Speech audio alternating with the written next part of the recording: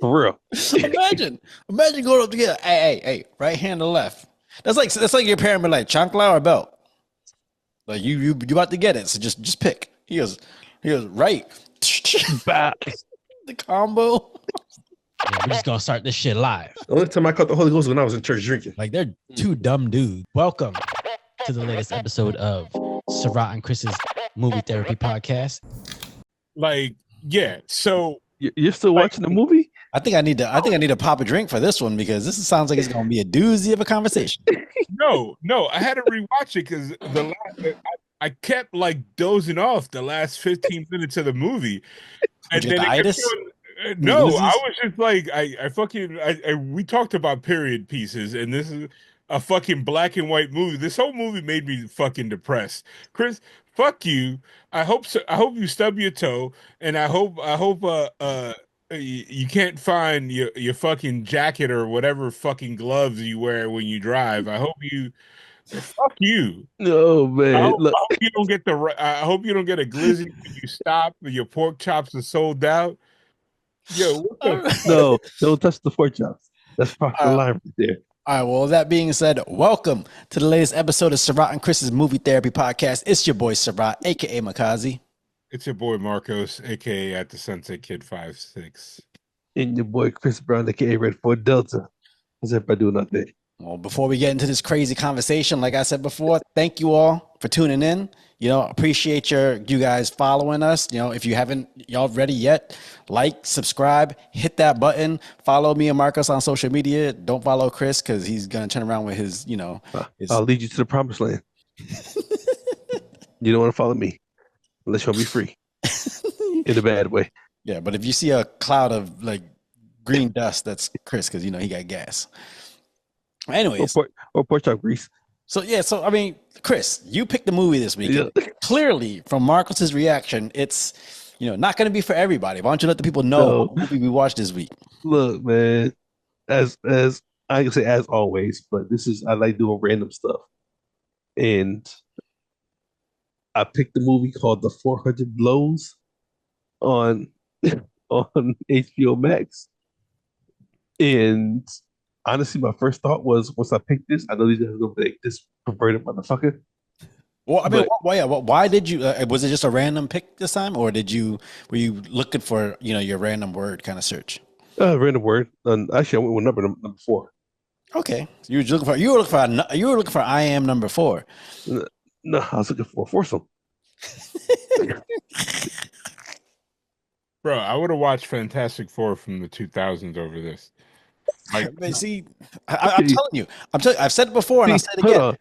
Marcos, I think you like movies, but you're not a cinephile. You're not a film guy. You just Marcos makes me like movies, even if I hated them. But he makes me like it just because he's Marcos. I love movies, but yes, I'm not a cinephile. Halfway watching this fucking movie, I realized that I saw this in my high school mass media class. For those who don't know, mass media is a film course that you take in New York. Film course of big dudes. You got mass. So they basically break down all forms of media, including plays and all this stuff. A lot of the culture stuff that I've been privileged to take part in. Yeah, because it's like living in New York, I got to see every single play that you could think of. For free because it's part of the cool things of being a part of the New York public school system, at least back then in the 90s and stuff like that. And this was one of the movies that like halfway through I was like, did I see this movie? And then I did some Googling. This movie is apparently the reason why half of these noir people did like this is apparently the grandfather of the French style new wave movie. Yeah. And you know what? I like that. Keep going. I'll let you. No. If you look it up, this movie is actually on the list of like the top 100 movies of all time. You know what? That's actually funny because I didn't know that. Yep. But as watching it, I felt like a lot of movies mirrored this movie. Yeah. It like I don't know because it wasn't great, but it wasn't bad. If that makes sense. Like, you know what I'm saying? I don't think the movie itself is what you're used to. No. I don't think No, but by used to, I mean but if you watch modern movies, like story structure, things like that, like you're used to a certain tone, a certain pacing, and this isn't necessarily that, but you could see how some of that stuff is like birthed from this. But this movie, it's more like a style. Like if you look at a lot of the indies movies from the 90s and stuff like that, they borrowed from this. Yeah. Like so it's like a style of storytelling. I don't know if necessarily the plot of this movie is what makes it excellent. I think what people love is the way he filmed it. Yeah. Like this guy, I believe he was a movie critic, the guy that filmed it, and this is biographical, I believe. Yeah. But going into the plot, fuck, like I was waiting for this kid to like get shot in the face because it's like nobody loved him, nobody cared him. Like essentially, it was a love story between him and his best friend. And once this motherfucker got locked up, it was like, all right, we never see that motherfucker again. That's what I'm saying because I was watching it and I was just like, I felt like if different scenes in the movie were placed in different parts of the movie, it would have made more sense. Yeah.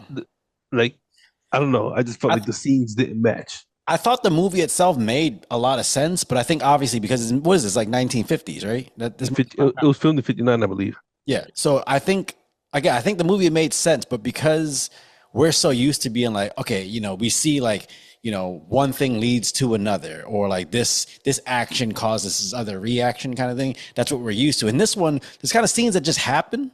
Yeah. Like, there's no real like payoff to some of the scenes. So you're like, oh, I wish they, what happened with the mom and the dude she was kissing on the street. Like it went nowhere. Why was the teacher such a piece of shit? Look, he was a straight asshole. No, that's how teachers are back then. I mean, I presume that's a boarding school, maybe. No. That seems to be an all boys French school, which I guess was common back then. I don't fucking know, but like, like everybody here is just cool with whatever is happening. Like, look, that's when that's when it was okay to beat your kids. Yeah, because when he got in trouble, his dad came to the class and snatched them out. No, just walked in like, what? I don't think he got smacked so many times in this movie. So I rewatched the third act of this movie like 4 times, including the credits were just playing now, before we got on here, and the dad clearly said to the police captain that we don't beat him, we gave him too much freedom, and then the captain basically said, yeah, the good old days. Basically, I guess during this time it was not good to beat your kids. But he smacked the kid earlier in the movie, like literally across the face in front of his classmates. Like it looked like. Look, first of all, can we detail for a minute? We're all minorities. You ever got smacked in front of your friends? I have. Yeah. Okay, this too, Marcos. Never on the cheek, back of the head. Yes. No, okay. I've gotten smacked. I've gotten in front of your friends. Yes. Okay, there you go. So it's legal. My friends and cousins get their ass whipped, and you just sit there like, yep. You don't say nothing because you don't want to have to join in. I almost got it. I almost got in trouble because I like I said, I was like, oh, whoa, that sucks, man. And she was like, what, you want some of this too? And I was like, wait a minute, I'm not even related to y'all motherfuckers. Listen, we're from the era that if you get smacked or whooped and you try to hold it in, that's just I ain't swing hard enough. Okay, we gonna do this again. But there's so many things in this movie that I'm like, okay, let's go over the plot. So the story is this kid, Daniel. Donnell. So essentially, he's a kid that he's going to school. It's basically a coming of age story. You're watching this kid progress through life and go where what his presumably what his current mind state is, where he's got parents. It's not necessarily a broken home, but there's arguing going on at home. At school, he's kind of I don't think he's necessarily the bad kid at school, but like everything kind of falls on him. He's a stupid kid at school. Yeah. Can we go to the beginning scene where the teacher threw the chalk at him? Yeah, that's what I'm saying. Like, what the fuck?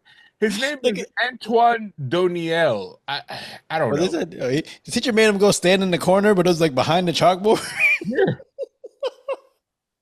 And then, I got so heated when the teacher said, what did he say? He said recess is not a right, it's a privilege. And I'm like, oh, so this motherfucker did not get to eat. And first of all, No, recess, not fucking, not Not lunch playtime. Yeah. The recess is playtime, bro. I assume that they have to eat. The motherfuckers never ate this entire movie. Like, no, he did. No, he had some bread. And some bread and a cigar. Look. Yo, can we talk about how the dad of his best friend came home and was casually like, hey man, I'm gonna take those 3 cigars out of your allowance. Like he like yo, it was cool. Like, hey, looked at the bottle of wine and everything. It was like, hey dog.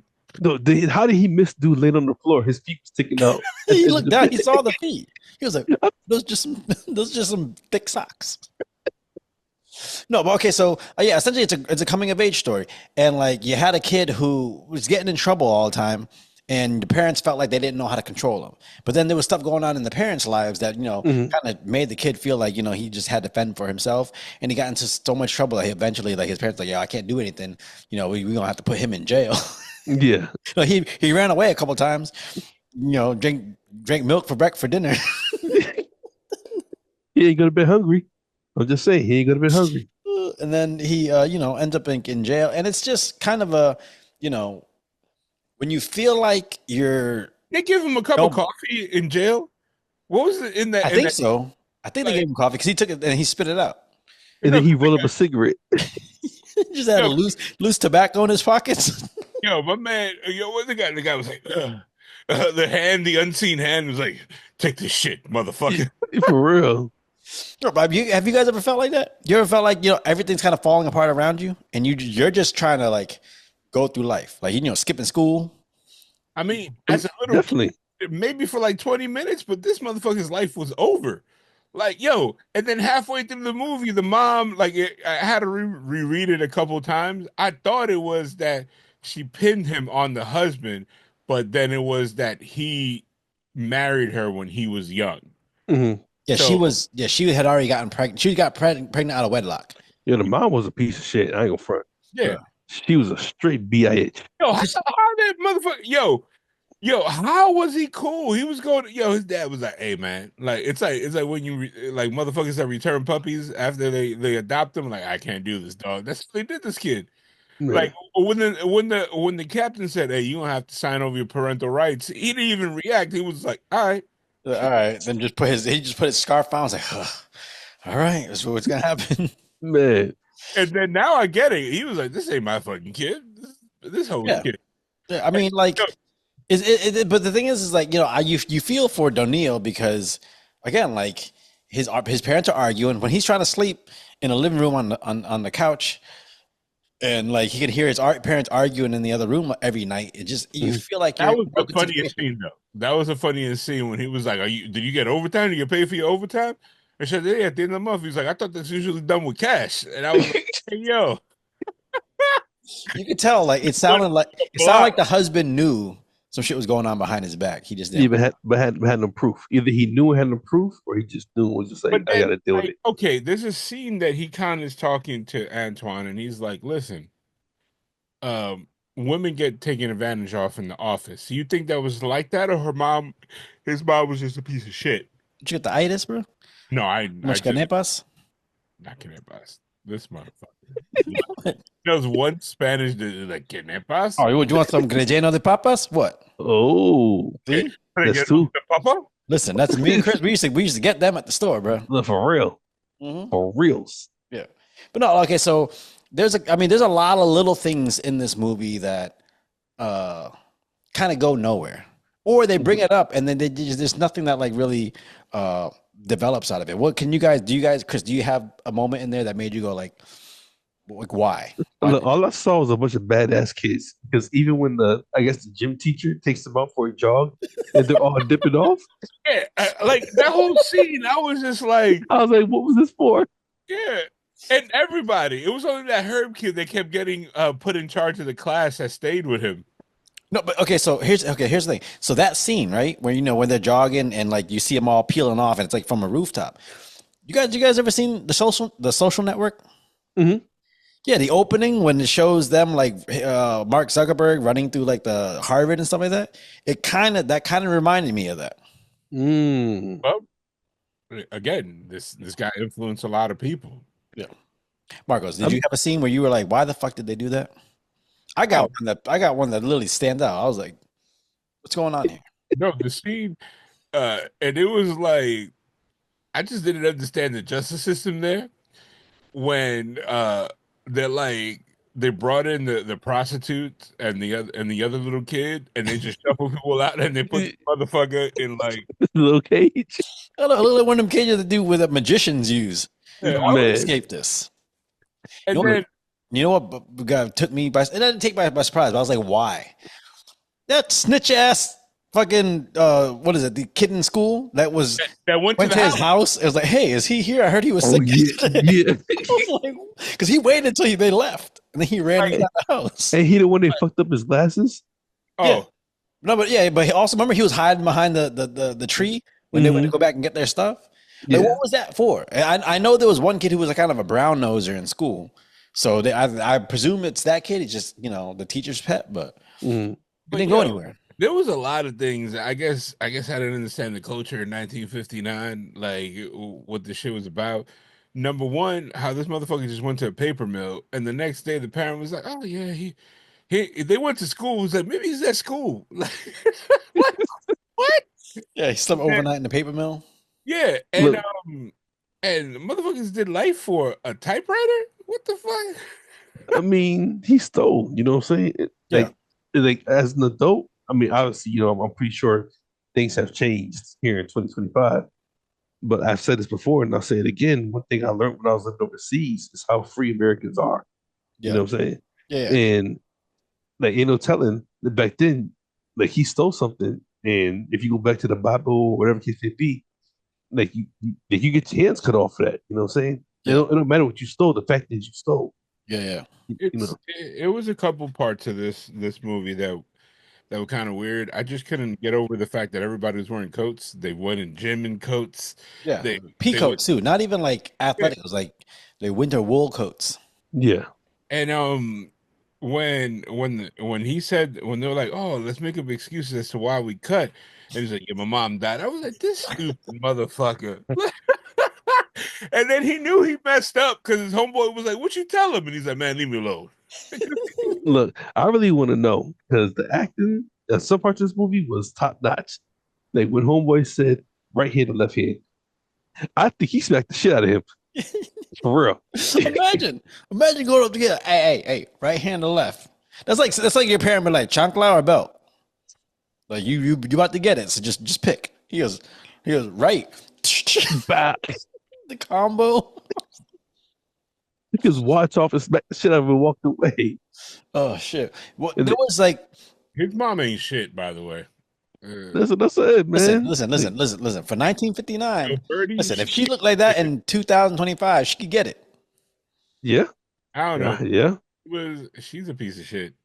Like, she was. She's like, well, we can have secrets too. And she starts for real. I was like, oh, Miss Shanna Quantum. You know what I'm saying?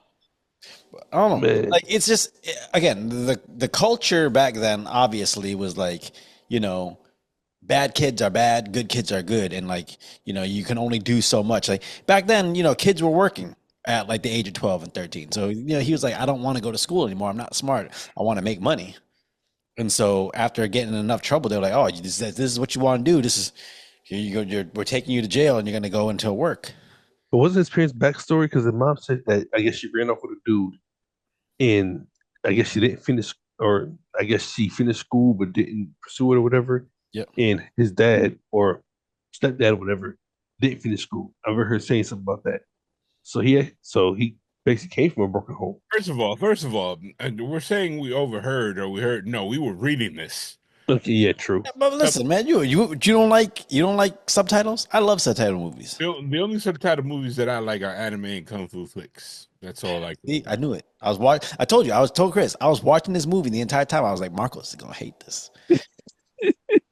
I can't read. No, okay, so like movies like this, I have to pay attention because one sentence. So what's the point of watching a movie and paying attention? Yeah, exactly. No, but like you can pay attention. Like you have to focus on reading.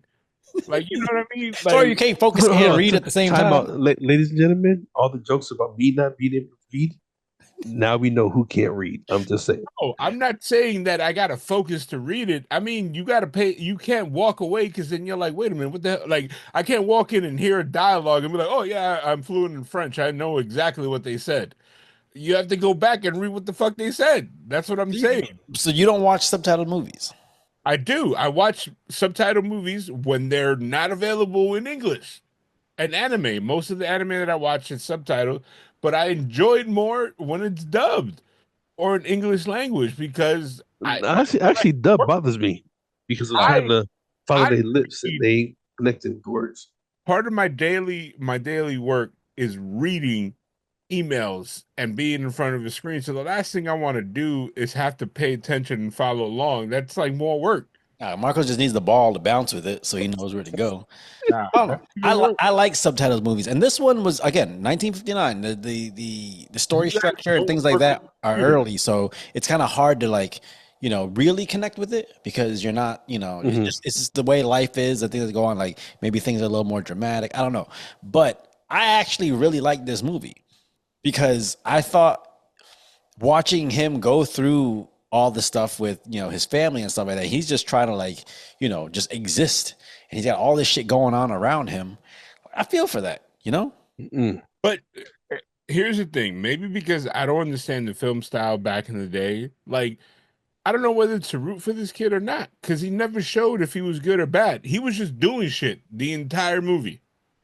I don't know. I feel like you didn't really set a moral compass. Well, he brought the typewriter back because he tried to steal it, but when he couldn't sell it, he was like, oh, I got to get it back. Yeah, but that's because he's like didn't want to bring the typewriter home. He said he got scared, but hold on, like, I would have left that shit right let me on put this hat on just in case the night watchman sees me. Yeah, shrugging his shoulders.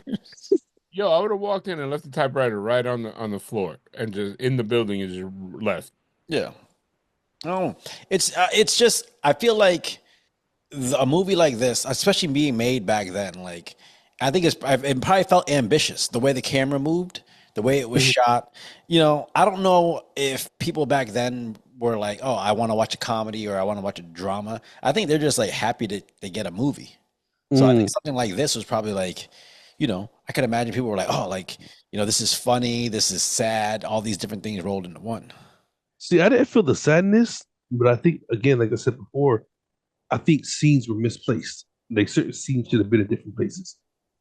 Like when he's telling, I guess, the social worker the different things he'd been through. Mm-hmm. I felt like that should have been early in the movie to kind of get an idea. Okay, I can see that, but I feel like that comes with like modern movies when you get like Christopher Nolan's and Darren Aronofsky, people that will play with time and they'll put things out of sequence because they feel like it'll tell the story better. Where some maybe back then they're like, oh, it has to go in order kind of thing. That's what I would think, I don't know. I mean, I laughed at a bunch of it. Like I started watching it, and I was like, these guys are gonna hate me for this one. I was like, okay. Let me see where this goes. I actually thought I would hate it. But then by the end of it, I was like, actually, you know what? This was actually a pretty deep movie. Like the story itself, I thought was pretty. I mean, about him like escaping whatever. It wasn't necessarily a jail. It was like a Alcatraz. Yeah. But like him escaping that and then just running off into the ocean. Like, what do you think that signified? He runs to the ocean or the water, and then like all it is just he's at the shore. But look, that's what I give it to the acting in this because he threw the soccer ball in and dove under the fence. It's like, yo, that shit was perfect. Like he just dove under there and got away with no problem. And the dude chased him. But he was running so slow. And they never cut. I was like, yo, I know he was tired of shit. Like, yo, can we cut now? Can we cut? I honestly believe the dude died at the end. I think the whole thing was like apparition. I think like the way they cut at the end when he finally made it to the beach. And first of all, they made it seem like this was a dream come true. He mentioned it like twice in the movie that he wanted to go to the beach. They made it seem like he like if we were watching a Tom Hanks movie, he would have had a picture of the beach and be like, "Hey man, go." Yeah, Yeah. No, but I feel like they did. I feel like I feel like it symbolized him finally getting something for himself, because it felt like everything he did during the movie, he kind of had to struggle to get. He had to like really work for and do all these different things. Whereas it's like maybe the one thing for him, you know. You know what's funny about that too? Like when he was in school, and his mom said, if you, I guess, get an A, whatever, on your essay, and he plagiarized the whole shit, and the teacher called him out on it. He's like, no, I wrote it. But where'd she get the money from? That's one of the things. Like, you know, like she got the money. She goes, you can't tell your dad, and she didn't really necessarily have a job like that, but like she was making money on the side or something. I don't know. She had that. She had a dude. Mm-hmm. You know what I'm saying? You know what was? You know what I thought was off when I started watching the movie. When in the beginning of the movie, he's sitting there in the house. Then he goes and sets the dinner table. And then he moves the plate aside to do his homework right there. I was like, why'd you set the table if you were just going to sit down and do your homework right there? So there was a scene, the dad cooked eggs, but then they never ate. They just showed his dad cooking eggs, and then he asked about the cookbook. Well, but they went to the table. They set the table. I don't think they showed them eating. Okay. Yeah, he sent me to the table for 2 tonight. Yeah, because your mom's working late. Yeah, so he's like, we're going to have a nice bachelor dinner. I thought maybe the dad had actually a closer relationship with him than the mom did. Because they made it sound like he resented the mom. Yeah, the mom was always trying to off him. They would send him here. Well, she found, remember they said that, you know, the mom tried to have an abortion. She wanted to have an abortion when she was pregnant with him. Mm-hmm. He said his grandmother's the reason why he's alive. Yeah. Mm-hmm. But I mean, like, again, she wanted to know why he made up the excuse of killing her. Mm-hmm. She thought there was a deeper meaning to it. Do you think there was a deeper meaning to it? Do you think he resented his mom? I don't know. We didn't get enough context. No, we didn't. But looking back at it, like the mom was always like, anytime something was going on, she blamed him. Mm-hmm. Like this wasn't a movie, but something like why is there a stain on my skirt? The boy didn't do this, that, whatever. You know what I'm saying? Yeah. Like anything that was wrong in her life, she put it on him. Yeah. You know, and then was coming to the military academy, whatever. And the dad was rocking with him for whatever the reason. But yeah, the mom was always trying to get rid of him until she got caught cheating. Did she get caught though? No, she didn't get caught because she became friends. They share secrets.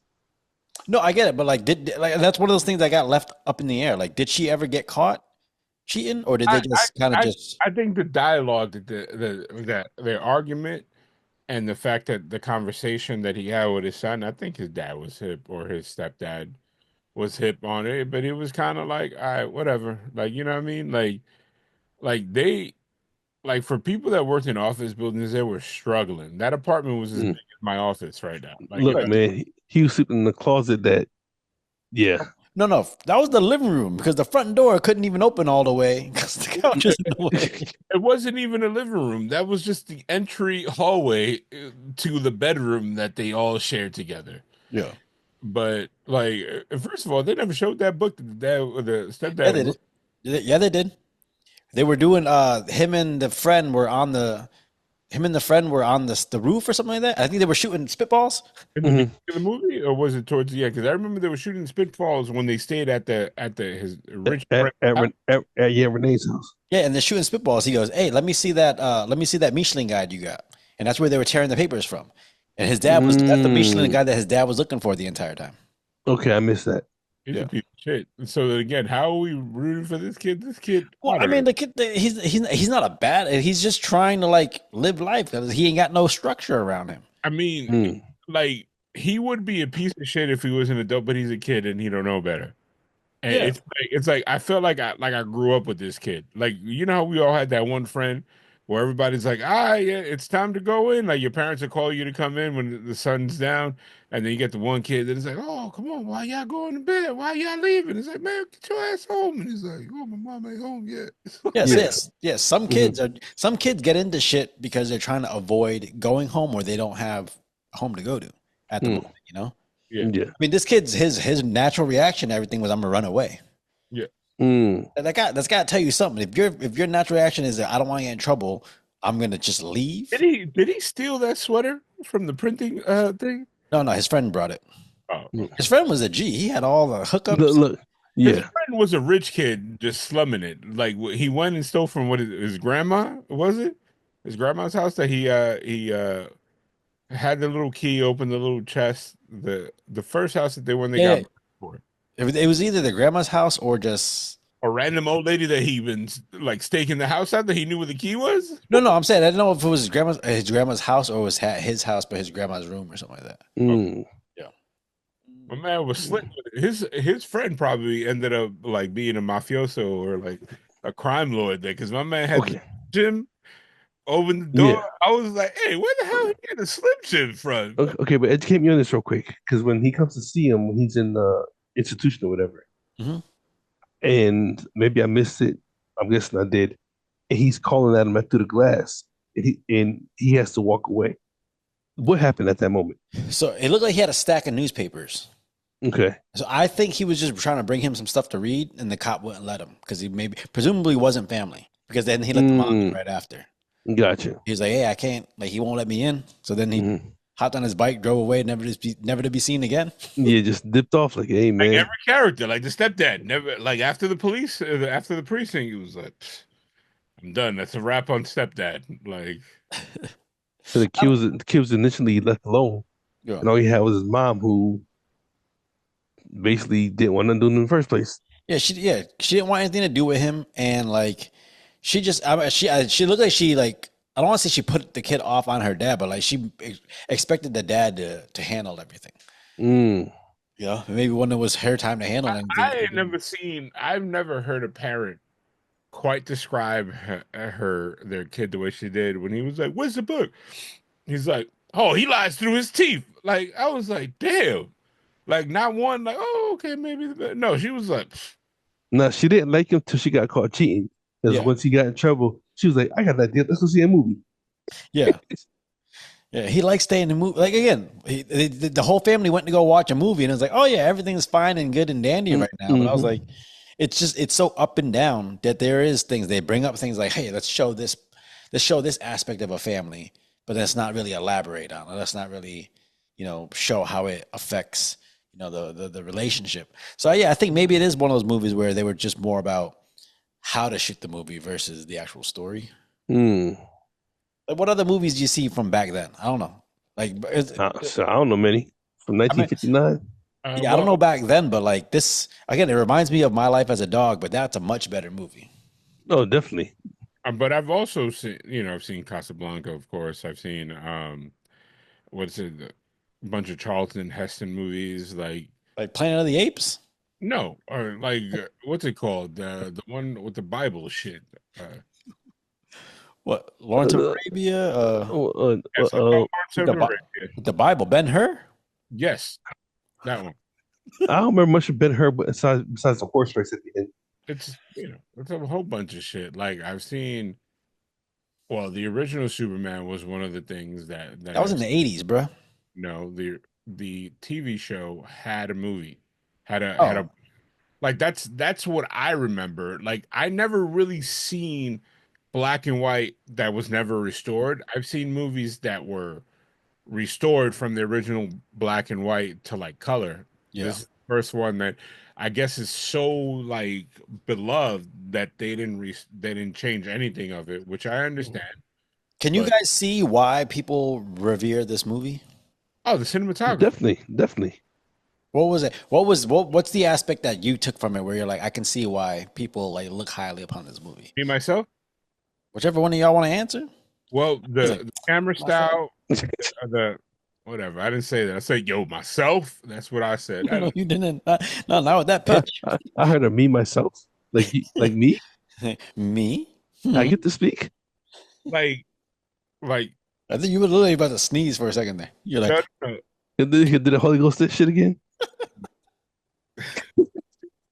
The way the scenes were cut, the way like it was edited, the way everything, it felt like a one-act play that just kept changing scenery. Like, you know what I mean? Yeah. Like people to start, there wasn't any beginning. It was just like, this is the scene. Yeah. It's like the kid, like the next day he just went to school. Like after he ran off, he stopped at the pond and put schmutz on his face. I thought he was trying to wash his face. He broke. That's what I thought. Yeah. No, he went like this. That I thought he was putting dirt on his face. I was like, that makes no Not sense. because he broke the ice or whatever, and Yeah. then he took the water and Yeah, I smeared thought it he was trying across to his wash face his face. Yeah. because it was a fountain Yeah. and it wasn't running. Yeah. So I let you know it All had to the- be cold. Had to be cold. All those kids probably smell funky as fuck. Bro, when he woke up, just put on his pants. Said, "Hey, I gotta go to school." And there Over were his PJs. there were the same fucking corduroys. Yeah. I was like, all them shit, man. I was like, man, that's a lot of wool corduroy that they're wearing in this movie. It was like, god damn. And then the one teacher, like the teacher that was the literature teacher, he came out of nowhere. He came in hot for no reason. Their homeroom teacher, which I assume the guy that kept punishing him, is like, oh, I get it. But the other teacher, like, he just started off mad at everybody. I was like, man, these educators suck ass. Like they every little kid in their school, in their class. And then, first of all, I ain't never seen a little kid. I assume this is elementary school, right? Or you think? See, that's what I thought. So that's one thing. That's one thing I struggled with. His age frame. I could not figure out what his age frame might have been. And then it threw me off when he kept smoking. Like that scene when he first started smoking the cigarette, I was like, "What the hell?" Like out of nowhere. Well, I because it's the 50s. Maybe people started early back then. It wasn't like, I don't think smoking wasn't viewed like it is here, especially even now. Even overseas, people still smoke. I think if I had to guess, he's probably about 14 years old. Yeah, I put him at 15. That was my guess. Like right on the cusp of like, oh, if you ain't gonna learn, you're gonna work kind of thing, He's a G though, because he ain't cry or anything when he was in jail. The only time he got sad is when was that just a random car, or were those his parents following the paddy wagon? That was I missed that. I thought that car had a dog in it. Oh, okay. Because he was just like, that's the only time he looked sad, when he was like, So he in the back of the patio. It should remind me of Lady in the Tramp. Them old ass cars. Yeah. No windows, just bars on. If you got bars on the windows, you know you go to jail. If bars are on your car windows, then shit, game over. Yeah. Okay. So it took a while. Like by the time he got caught and had to go to jail, I thought that normally that'd be like the middle of the movie. But that shit, when I looked at that, I was like, man, it's like, 30 minminutes left in the movie. No, it was less than that. It was like 22 minutes left. Oh, okay. Oh, shit. Exact. The fuck. Yeah, he put it down there. 22.37. Because the only reason I said that, I was like, yo, they're gonna speed run through this entire ending. They sure did.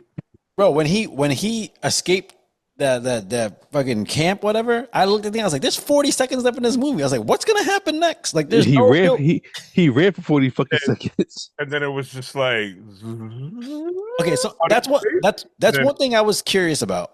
Specifically that running scene. Like they just kept the camera on him. They let him run.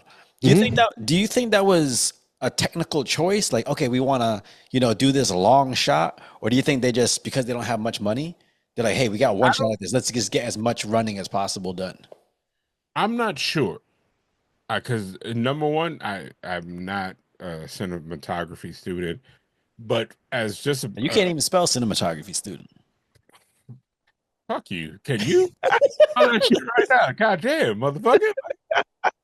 Motherfucker, the brown Bruce Leroy over here. Hell yeah. I can't spell it either. I'm just whatever. I ain't even gonna try. It's like, oh man, you use big words, so I'm assuming you're insulting me. Fucking Kevin Hart over here, no virgin.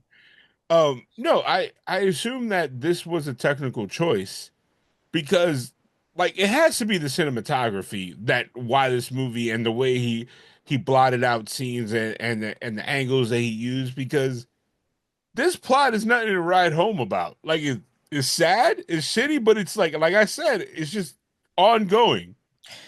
Okay, but that's based off of 2025, even like 19th, like whatever 21st century movies. If you're watching it in the 1950s, remember movies probably only been around 20 years. Yes, I understand that. But like after I watch a movie, if it's a movie that I don't really understand or have like any background on it, like I've never heard of this movie before, but it's like I'm just Googling it, the articles after articles, like this is the greatest French New Wave cinema. I still don't understand what really French New Wave really is, but this one sits at top of everybody's list because it's considered the father of French New Wave. But it's like, okay, That's interesting. They call it a beautiful, dreary, epic, and I'm like, huh? Well, because so my guess is, okay, and this is just me spitballing, but back in the day, because movies were kind of made for like poor people. So this is talking about critics now. No, I don't know. But so what I'm saying is, back in the day, movies were made for poor people. So when you had movies, when someone went to the movies, you knew they were spending a lot of money to go there. So presumably you would want to give them the total emotional experience. They're gonna laugh, they're gonna cry, they're gonna do all these different. You're trying to hit everything because this might be the only time they go to the movies all year. Maybe this was like the first movie where someone just put like, hey, we don't want to try to hit all that. We want to try to tell this specific type of story, and it might not be for everyone, but this is the story we're gonna tell. Because it was a depressing story. Like I felt like I had to pull out a turtleneck and a beret and smoke a cigarette and just be like, you ever seen Run Lolita Run? Yes, but that's a different type of story. But I feel like it's got that same dreariness and like kind of, it doesn't really have an uplifting moment in the movie. And I feel like maybe that's kind of, what they were going for, because that's obviously the same, same. But I would love to watch Mila Jovovich, and it wasn't Mila Jovovich, it was Franca Potente, who was Mila Jovovich is like. Franca Potente is the girl. You ever seen Born Identity? Yeah, I have. Chris? Yeah, she's the girl the one that Matt Damon meets. Okay, gotcha. Yeah, she's in Run Lolita Run. Gotcha. Yeah, but that was a German movie, and I liked it because number one, it was an action movie for the most part. Yeah, see, you don't like stuff unless it got guns. That's a lot of stereotypes right there. Hey man, hey, I'm waiting for what is the one the Odyssey, for when John Bernthal is like, hey, sometimes you gotta shoot him. I'm waiting for him to invent a gun in the Odyssey for no reason and just shoot somebody. He gonna have something. Chris, what did you have what was your immediate reaction after watching the movie? Because I feel like you might be like me. I mean, no, I know you'd be like me, where like, you look deeper into the story as soon as it's done. So like, what was going through your mind when it got done? You trying to say I don't look deep into the story? No, you look at numbers. You're a numbers guy. I wonder how much this movie made. Which this movie actually supposedly made a bunch of money for the time it came out. I didn't even look at it. I was just like, goddamn liar. No. All jokes aside, I just looked at like, why do people really like this movie? Like it's like the movie was very fucking depressing. I can see why they liked it. See, it wasn't depressing to me. I mean, like that kid. I guess because of the time frame. Yeah, but yeah, I don't know. After the movie ended, I don't know. I sat there and I had to really think, like, do I like this movie or do I not like this movie? And I liked it because, like I said, watching it, I seen a lot of other movies mirror this movie. Like I can see it plain as egg. Like they just told the story a lot better. If that makes sense, you know what I'm saying? But then I was like, I don't like it because it was everywhere. There was like nothing to actually grasp onto. Yeah. Kind of just like moments in the kid's life, right? Yeah, So that's why I didn't like it. But I can see like people taking the story. Like if it was remade and a great director and producer redid it, I bet it would be top notch in today's world. Yeah. Marcos, what was your immediate reaction? My immediate reaction is like, damn, this kid. He said, "Where's the glizzies?" No, it was. You're like, this movie couldn't have made that much money. I was like, the kid had a shitty life, and him going to the beach, I was like, that was like his happily ever after. And I'm a person thinking about consequences. Like, hey man, but you still in jail. Like, what? They're not gonna catch you. Like, you went to the beach. It's not like you got away and made it to the water and didn't show if he could swim or not. Yeah, and then it's like a 8 Mile. At the end of the 8 Mile, it's like people are like, yeah, and then he's like, yeah, I gotta get my ass to work. Nothing has changed. Yeah. Like, okay, like for instance, even the outfits, it was the jeans or I guess corduroys, whatever. Yeah. Rolled up with the little, I'm gonna say dress shoes in the button-up shirt. That was Shawshank Redemption to me. Yeah. That was Andy Dufresne breaking out of jail. Yeah. Just a different way of doing it. Yeah. But I can see my immediate reaction coming out of this was like, oh, it felt like this was the first step in the way modern stories are told. Modern serious stories. Like I could definitely see where Tarantino borrowed from this. Tarantino, like Scorsese. I can see Scorsese borrowing from this. Like, okay, well, how Tarantino? Because he's about blood in the N-word. No, Tarantino uses a lot of. Tie this to Django Jane. Let's go. No. One black person in here. No, there actually was the African dude that tried to take him to the brothel, and he didn't get lucky that night. No. You could actually. What is it? Not Inglourious Bastards. Is the one. Jesus Christ. It's the one where they're in the Gibson. That Kurt Russell is in. With Death Proof? No. Kurt Russell's in the cowboy movie. You talking about Hateful Eight? Yes, the Hateful Eight.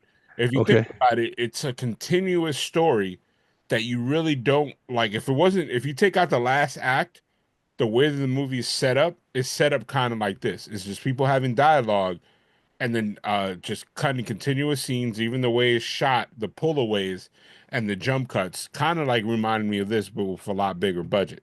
Yeah. What do you guys think of like when it was skipping school, when it was getting into a lot of random things? It was stealing alarm clocks. I had a nostalgia moment. I ain't gonna lie. What? Remember that ride when before Six Flags was Riverside? Mm-hmm. And you hopped on that yes, you stick to the wall and spin around. Yeah. No, I ain't never tried to flip upside down. But is that possible? But it's crazy. Again, that's another shot. Like, I don't think maybe back then no one thought about, hey, let's put the camera inside the thing and while it spins around. Because back then, everything cost a lot of money. Film was expensive. So, you're not going to take chances like that with cinematography. I felt like this one, the guy took chances. He's like, hey, I got an interesting way to see if we can get this shot. Let's do it. From what I read, it was him and like a bunch of buddies that were directors.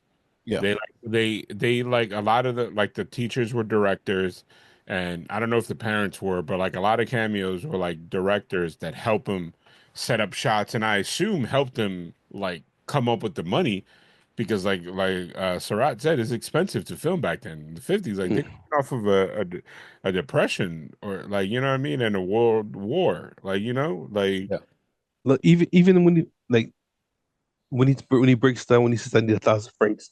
He says that means you really want. What he said, that means you really want 500, but you're gonna get 3, or you really need 300, but I'm gonna give you 5 or something like that. He's breaking down the money. He goes, if you ask for 1,000, that means you're really talking about 500, which means you need 3. So now you're gonna get 1. Yeah. I felt like that was a scene in Sinners. We talking numbers right now. Mm-hmm. It's like I saw so many movies in this movie at the same time. Yeah. Oh, okay. All right. So before we get to the end of this episode, I saw something on Twitter. I saw it for a reason, because a friend of mine who I'm hoping to get on this pod soon put up something, and I'm curious about what your guys' take on this. So it's my friend Kaz. Marcos, you know Kaz. Yes, he's a friend of mine as well. Okay, so Chris, I feel like you're gonna have a thing about this. He put up this tweet today. Whenever this goes on, it's gonna be early on. He put a tweet. It said, "Spider-Man, Far From Home." Was that the third one? Mm-hmm. No Way Home. Spider-Man, No Way Home is better than any of the Avengers movies. What do you guys think?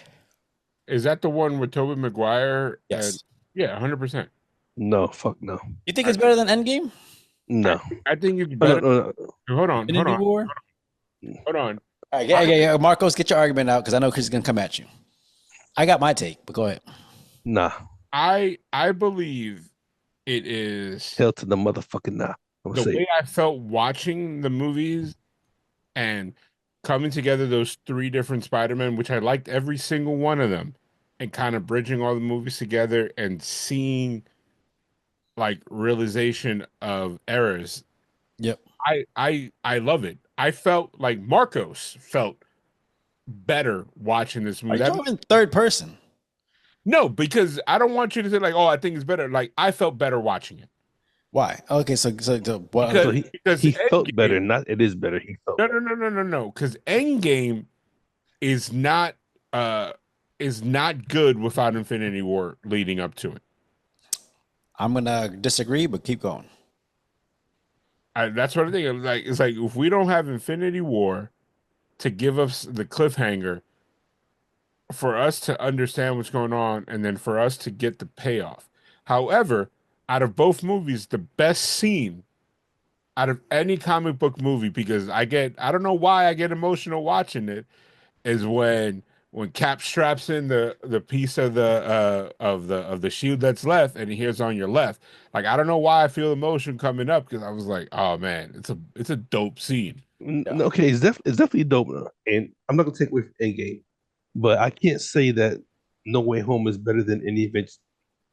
And I'm gonna bring up two. The first Avengers, as the breakout movie, the one scene alone, not even because I'm a Hulk fan, when he finally says, "My secret is I'm always angry," and then they all assemble at that moment, and they're like, "Okay," like he called it with Legolas, you at the top, tells everybody to do whatever. Hulk smash. That's like everybody's that's their moment throughout the whole movie. No, to me that first one was dope, but Infinity War when everybody died, so to speak, that was just like a reality check. Like all movies ain't made to end good. Yeah, you know what I'm saying? Like, so nah, I can't say. I don't know, No man. one was better. Immediately when you said that, when all three Spider-Man suited up and they were waiting for their rivals from each of their universe, that rivals the whole Avengers assemble, and the Aunt May death scene was a lot more shocking because I didn't expect that compared to the I expected Infinity War to end on a cliffhanger because they already said it's directly tied into Endgame. Okay, but here's the thing. Okay, the way you said, Endgame, what because of it needed everything else before it to warrant Endgame.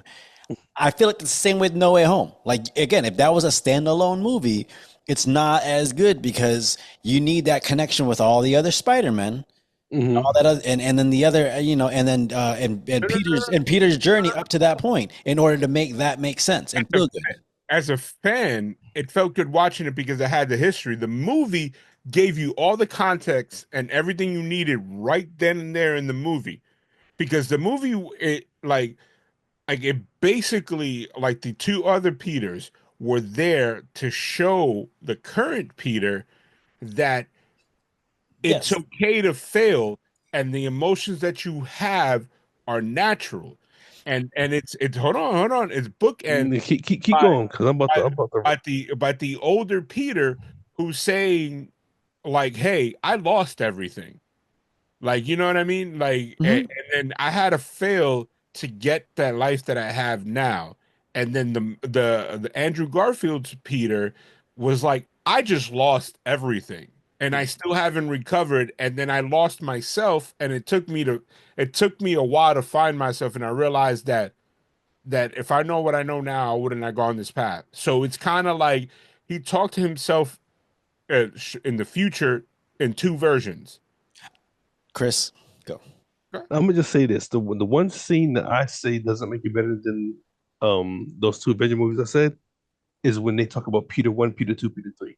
In my opinion, now, Tobey Maguire should have been Peter 1. He was the original. He was the first. Now, granted, granted, Tom Holland should have still been the star of the show in the way they end the movie, but don't disrespect where it came from. Yeah, you know what I'm saying. The way you're speaking, like, okay, like you need that history with Tobey Maguire's Spider-Man and Andrew Garfield's Spider-Man for the Spider-Man No Way Home to have the impact that it does. And I'm saying this as Spider-Man's my favorite superhero. In that same way, you need all the other Avengers movies and all that other stuff, and to make the impact of when they go to find Thanos at the garden, and he's like, I destroyed the Infinity Stones. And they kill him there. It's like, no, like, you guys thought you guys could come. No, you're going to have to deal with this loss for the next 5 years. I was thinking about it, and I was like, okay, do that like equivalency, like moments. So in the same way, when the Spider-Man show up in in No Way Home, to me the equivalent moment to that when you first see Andrew Garfield and Tobey Maguire show up is Cap lifting the hammer for the first time. Mm-hmm. I feel like they both have those kind of moments, and then you both have sad moments because again, on that one, when Black Widow dies, is similar to Aunt May dying. Like they both have those moments. I just think at the end of Endgame, the impact of Aunt May's death, and it was like it truly solidified. What the hell is his name? Tom Holland? No. Willem Dafoe's character as Green Goblin villain. Yeah, like he's truly an unredeemable villain. He's the only one in the MCU that's like that. Yep. Like Thanos, he had reasoning and misguidedness, and he just had the power to execute his plan. No, Willem Dafoe said, "Fuck everybody here." Look, my brother pointed that out. He was completely evil. Like he basically did it to be like, now you deal with that, and then peace out. Like, but look, my brother pointed out something, and I don't think you met his brother, Sarat, but he was like, you have to understand that our Spider-Mans, because Maguire was our high school years, our Spider-Man's first villain was this Spider-Man's last. Let that marinate. Yeah, you know what I'm saying. But hold on. I honestly think Tobey Maguire's Peter would have fell for the same thing because he is even worse than Tom Holland. He believes everybody is redeemable. That version of Peter. So I think it would have played out the same way, and it kind of did with Doc Ock. Didn't Doc Ock? No, it was again Willem Dafoe. Willem Dafoe already went for Aunt May's neck. You don't remember the gif where she's praying and all of a sudden the house blows up? Yeah. Okay. So again, when I was trying to bring up like scene equivalency, there is one scene in the Spider-Man movie that I was trying to figure out if there is a scene that equals it in Endgame. And to me, it's my favorite scene in No Way Home. It's when Peter goes to the coffee shop to tell MJ that like what happened, and then when he looks up and sees the Band-Aid on her forehead, and he asks her if she's okay, and she goes, "Yeah, it hurts a little bit. It doesn't hurt anymore." And he realizes like, if I tell her, then that keeps her in danger for the rest of her life. And he makes that choice in that moment to be like, I don't want to do that to her or my friends, so I'm going to keep this secret. Now I've been trying to think: is there a scene that equals that type of emotion in Endgame? Yeah, there is a Tony Stark thing. However, Tony Stark died in Endgame. My bad. However, I believe although his death was different though. His death was more heroic. Peter literally, he's the hero of the entire MCU, and nobody's gonna know or care about it. But that's how it's supposed to be. I get it. But I'm saying as the movie fan of Spider-Man, it always ends in a dick punch. Yeah. Like he's happy maybe a couple issues, and then it's like, here we go, somebody's gonna die or something's gonna happen. Yeah. I don't know. So what do you guys think? Do you guys think No Way Home is better than any of the Avengers movies? No. I think it's a good argument. I think it's a very hard argument, and to like again a bias. Spider-Man is my favorite superhero. Just that one scene, I'm trying to think, and maybe the Tony Stark death scene is the equivalency. I don't know. They're both really fucking good. I'm stuck on Endgame. Like I said, the first Avengers is because they all came together. Yeah. But no, I'm sorry, not Endgame. Infinity War, when they all die and you didn't expect it to happen. I'm telling you, I've never seen a movie theater so depressed where everybody walked out with their heads down, including me. Everybody just said, "Yo, like, what the fuck did we just see?" Like, I love that wasn't supposed to happen. That's what I'm saying. Like, it pulled out that much emotion from everybody. Yeah, everybody. Yeah, you know what I'm saying? Like even in Infinity War, when Cap and Black Panther are in Wakanda. Yeah, and my favorite scene, the whole movie is when they take off in front of everybody and jump into the fight. You know what I'm saying? It's like there was so many good points in that movie just to watch them all die in the end. I do think that the best entrance of a superhero, and it's basically what he was talking about, is when Thor came through. That has got to be the best entrance of any superhero throughout the MCU. I don't know. When he landed and he came in, he was I don't know. When Black Panther showed up on the roof and started fighting Bucky, that was nasty. Nah, I don't know. He got his hands handed to him, dog. Now, when you say entrance, because the worst movie, in my opinion, the worst movie was Captain Marvel. A game changer. Like it was, but Captain Marvel, the worst movie for the MCU at that moment was Captain Marvel. But they had to make it because, in my opinion, she had the worst movie out of the franchise, but she had the best scene in Endgame where she came through and made Thanos' ship change his direction, and she took his whole ship out by herself. Yeah. So she had the best scene, but the worst movie. When he's punching her, and then she's no. When she's rain fire. Yeah, when he hit rain fire, then all of a sudden they're like, "Hey, what's going on? What's coming? Like, why is everyone's attention all of a sudden going up to the atmosphere here? If she comes through and takes the whole ship out by herself, yeah." I love it. It's a small moment that I don't know if a lot of people pick it up, but like Thanos is like headbutting her, nothing happens, so he has to grab the Power Stone in order to have enough power to punch her away. Yeah. Oh yeah, it's a good argument. I can see that debate going on, and if we can get Kaz on this episode on the pod, I'm going to bring it up to him and have him to go with his argument. Okay. But anyways, final thoughts on the 400 blows. Chris, this is your movie, so you start. I'm mad. Why? Hold on, wait. Make sure the kids are asleep. I was supposed to say 400 bowl jobs. I knew you thought it was hentai. I knew it.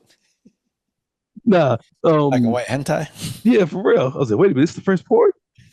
You know what I'm saying? But nah, I'm not a fan of Bush.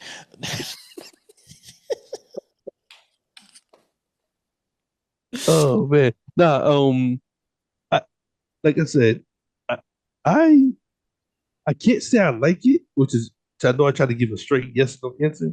I can't say I don't like it. It's I just felt like if different, like I said before, different scenes were placed in different parts of the movie, it would have made more sense. But I'm not mad that I watched it. Yeah, and that's the best way I can put it. What about you, Marcos? With that dumbass hat. Okay, your dumbass face. Go! Wow. I'm just saying, man. You can't be. Listen, get out of here. You better be a Lawrence Taylor hat. Lawrence Taylor hat. Lawrence Taylor hat is good. Oh, that Chrissy was like, "Get out of here! Get out of here!" Oh, I'm sorry. Oh, excuse me. Oh, excuse me. That's not even what I said. I said, "Oh, me." That's exactly. Oh, me. No, you ain't see it. Like, no, watch it back. Yeah. You was flabbergasted when it happened. Yeah. Whatever. Anyway, I like the cinematography.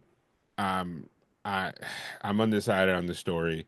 Yeah. I'm sure this is a wonderful movie that people a lot smarter than me praise.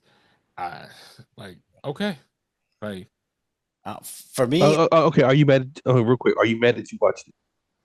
No, I mean, okay. This entire project that we do here is to either piss off Mikaze or to broaden our horizons. Like I felt smarter watching that Sugarcane, Sugarcane movie? But would I ever watch that shit again? No. But now it can be like, well, in this documentary about the Aboriginal yeah. I don't know. I feel like I don't want to hold this movie to the standard of 2020 lens or 2025 lens. You gonna give yourself a lobotomy? No, but I'm just saying I can't watch a movie made in 1950s and be like, oh, it should have been like this. But that's how the movies are made now. So, but all I can say is like, one, I thought the cinematography was really good considering, the technical aspects of it and what was available back then. And two,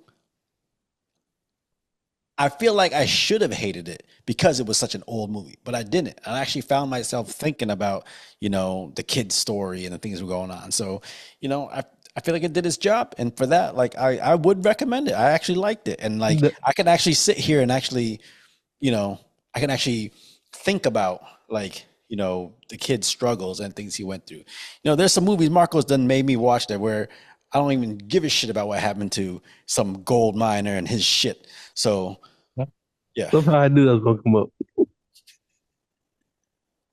But yeah, I like the movie. That's what I'm saying. I feel like if this was ever done as a remake, I feel like they could do the exact movie, obviously in American style, American language, but they just change the scenes, put different scenes in different places, all right, to make it make more sense. And that's my only argument. So this, if this movie was made in next year, give me where it would take place, the city, and who would star in it as the kid. But he doesn't have to be a kid. But give me a place where it would take place, and then the kid. It had to be an upcoming artist, either somebody that maybe had a couple of series shows, not a movie. It's like a breakout role for them. You know who I can see name? Just based on the wardrobe? It's Jeremy, the dude that played Lip on Shameless, and it's gonna be San Francisco. I can see San Francisco. That actually is an interesting. Okay. Well, I don't know. I don't want to do New York. New York's too cliche. Yeah. San Francisco, not bad. But I don't know. I think it has to be some place that has, because one thing I did appreciate about this movie is the background. Jeremy Allen, like literally. Oh, the kid from the Bear. Okay. Yeah, like him. He could play. He was one of the brothers on Iron Claw. But he has to be. But I'm saying he has to be like a kid that looks. No, but I'm saying if he doesn't have to be a kid, you know, just someone that you thought would be like fitting. He could play like a 16 or 17-year-old kid that's on the cusp of graduating, heading nowhere, and his parents are like, "We can't do anything with you. We're like," he gets in trouble, and the dad is like, "We're done. I don't care. Like, you're gone." Like, but no, I feel like okay. I'm not disagreeing with you on that, but I'm saying as far as the landscape, there's the part where they're running down the stairs, and these stairs look monumental. Yeah. Like, I don't want to say DC because that's just too boring anyways. I think you could get San Francisco. I say starring is Emile Hirsch. You remember that movie with Steve Carell that we watched, Chris? The one where the kid was addicted to drugs? I just saw him. No, that was Timothy Chalamet. Yeah. Timothy Chalamet in Detroit. I like Emile Hirsch. I just said Emile Hirsch is great. And what is it? The Girl Next Door. Dude, that's one of my favorite movies. It is. Me and Lily watching. Lily's like, "How come I never seen this? But I like it." I was like, "Ain't it the dude from that race movie, Speed Racer?" Yeah, yeah. And he was also in that Justin Timberlake movie. He played the brother. Yeah, he was in what was it? Ghost Dog. Alpha Dog. Alpha Dog. Ghost Dog's at Forrest Whitaker, bro. But Alpha Dog, that's when I started liking Ben Foster. I was like, Ben Foster. Hold on, wait. So who should the teacher be Daniel Jackson? You motherfuckers! You throw chalk at him. No, actually, if he was a teacher from 187, yeah. I don't know if you ever seen that movie. No, yeah. Met the man, stabbed him up. Because you need an asshole teacher to play that role. You know who could be the teacher? Stanley Tucci. Chris don't know who Stanley Tucci is. No, I really don't. Stanley Tucci's great. I just remember him from what is it? What's that movie with Anne Hathaway? Yeah, Devil Wears Prada. Yeah. But he was also in the Hunger Games. Yeah. He was in a couple of movies. Stanley Tucci's the man. Yeah. Have you not seen that Saturday Night Live skit? He's like Tucci on Tucci. I've never seen that. No. It is funny. I'm listening to you guys after we finish recording. All right. Well, with that being said, that's the latest episode of Sarat and Chris's Movie Therapy Podcast. Once again, it is your boy Sarat, aka Makazi.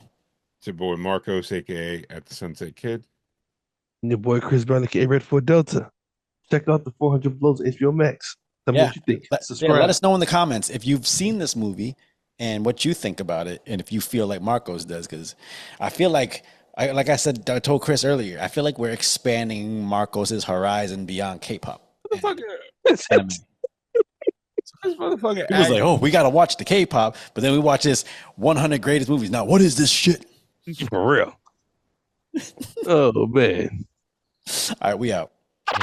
Um, I'm a warrior.